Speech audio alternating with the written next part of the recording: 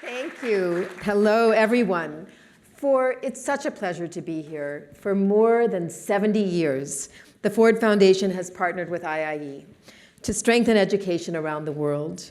Through IIE, the Ford Foundation has trained teachers, built higher education collaboratives, and protected artists facing persecution. In 2001, we dedicated our single largest grant in the Foundation's history to give 4,300 IIE Ford International Fellowships the opportunity to earn graduate and postgraduate degrees. And one of our earliest collaborations with IIE, going back to 1959, was our support of IIE's Arts Division.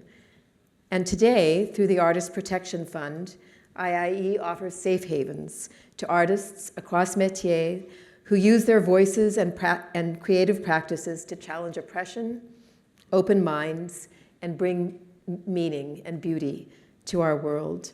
So tonight, we are pleased to bring Ameen Mokdad, who IIE supported through the Artist Protection Fund. So let's get started. You were born in Baghdad. Yes. And you first began playing music as a young person in Mosul, Iraq. Yeah. Tell us how you discovered music and how you came to love your instruments like children. Oh, you know a lot. Well, I started precisely when I was 20. I touched the first violin when I was 20. Lots of people said it's too late, and I said that too, but I was like, well, I didn't have a chance to start before, and they didn't invent the time machine yet, so I will start when I was 20.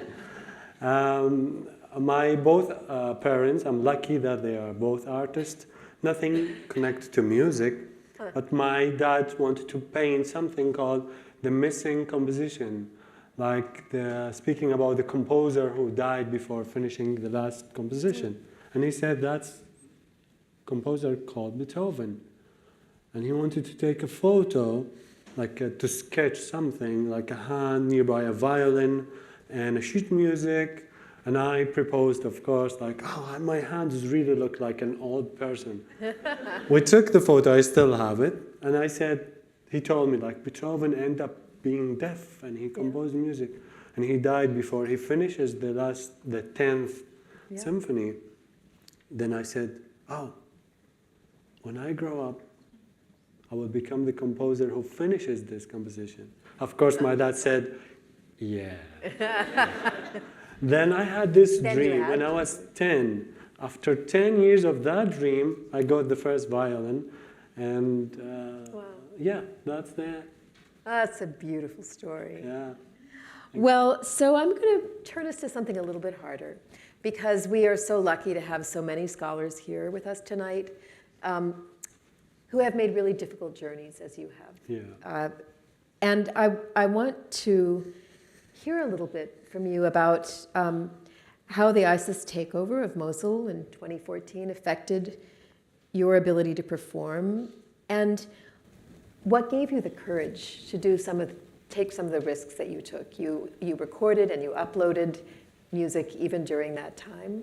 Can you tell us a little bit about what made it possible for you to do that? Well, the day that they decided to go in the city I remember was on a Wednesday. And I was taking like an off from my work to go with my friend to perform in streets on Friday. And on Wednesday we were like shopping some mixers and like some things just to do a flash mob, and that was something not there. Like it's very, very tricky and dangerous. Even though ISIS wasn't like publicly, like we know there's troops. Yeah. And there's this back and forth between the army, like the same situation in Afghanistan. Taliban is there, and there's a government, but there's this always. Anyway, so on Friday we had the concert to have the concert, and I will be that like 2 weeks before I bought a cello, and I start playing cello, and I learned a piece by AC/DC, like Thunderstruck. And I was like, I will be the first cellist in the modern ages to play in Mosul and be like AC/DC, you know? They destroyed my concert. They destroyed And that was literally, that pissed me off. It made you mad. Literally. On Wednesday, and I was calling my friend Omar. I was like, "Hey, are we doing the concert?" It's like, Ameen, Are you they are dropping bombs on us. I was like, maybe they will stop, maybe, because we just like really had a hope. Then they didn't. They didn't stop. They were shouting the street and like announcing that they just took the city. Then I took the cello on the rooftop, and I put the phone and I performed AC/DC Thunderstruck with a very angry face. And I posted that 2014 on Facebook, and I said, I'm still doing what I want to do in the place I like, what I was very crazy. And people were like, we hear this crazy news that ISIS took control of the city and this guy is playing cello on the rooftop. On the rooftop. I didn't really realize how dangerous that was. So there we have it. Yeah. Then here when that's changed some people's mind. Like, wait a minute, does ISIS support music? I was like, of course not.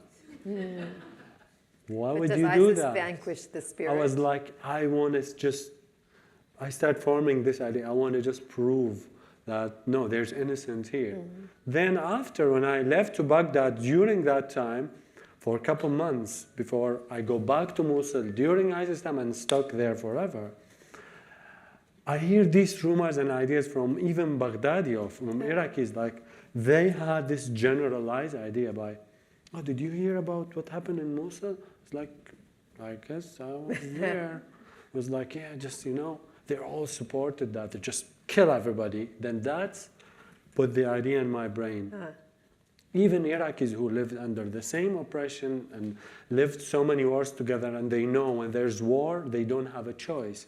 They justified this craziness. And it was like, yeah, they're like Mosuli people, if they were not supporting ISIS, or the same one, lots of people said, like, if Afghanis not supporting Taliban, why would Taliban come? No, they just came because there's so many civilians who doesn't have weapon, and it's not their job to fight. So when I went back, I said, okay, I'm stuck there. At least I want to prove to each person I talked with and justify this horrible situation, because we thought that the Iraqi government will bomb the city. So I will post music and I will do music and I will risk that just to prove if you decided to press the red button, you will kill at least one innocent. So then day by day I learned how music is affecting me, that I had a really stable mental status comparing to the people who didn't have music in their life. I know they see me as a crazy person. Even ISIS agree on that. And I don't blame them. But that literally taught me well that I don't do music when I feel well. I do music to feel well. So that was like my... It's still crazy, I know, but... From that moment on the rooftop, can you tell us how something like having IIE's Artist Protection Fund has made an impact on your life, and how your Artist Protection Fund Fellowship in Residence at Cuatro Puntos in Connecticut helps you now on your journey? Well, I don't want it to sound like cliche or cheesy, When I remember I told Alison and Margaret the first time we had a meeting, so we had exchanged emails, and the first time we had a Zoom meeting, I was like, you are real? Because I didn't think that anybody would care about what I'm doing. Wow.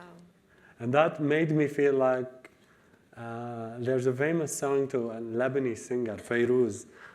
In Arabic say, أؤمن أن في هذا الكون المقفل من يصغي لي.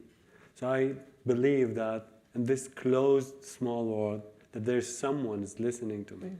So I remember I cried when I received the email, and because away from the personal fact, I just felt like there is someone really cares, and someone is putting time and effort and resources to help a random person trying to make peace in this world. And sometimes we really want this small sound just to make us believe that we are real, we are doing things. Working with Cuatro Puntos since 5 years, we did an amazing project then. When I applied to IPF, Artist Protection Fund, I felt that will increase even more the amazement, and gave me a really, really great push, transferring myself and everything I do, my work here in the US, and in a great way. I just feel I have like something I could lean on, and a beautiful family I'm very honored to be part of, and now I have amazing friends. So for many levels, professional level, personal level, artistic level, I feel I'm lucky. Now, again, I don't want it to sound cliche, but this is what again, this small thing that I believe that, oh, there's someone who's listening. It's not just like application you send and you just wish. No, someone did give time and effort and love to read and understand and see, like, because we are like this, always ask the question, are we really exist? We always have this, am I really there? Does someone sees me? Because sometimes, especially in war zones, you think you are transparent. Nobody's seeing you, you know. So that was a proof that I'm here. Thank you. Very much. Thank you.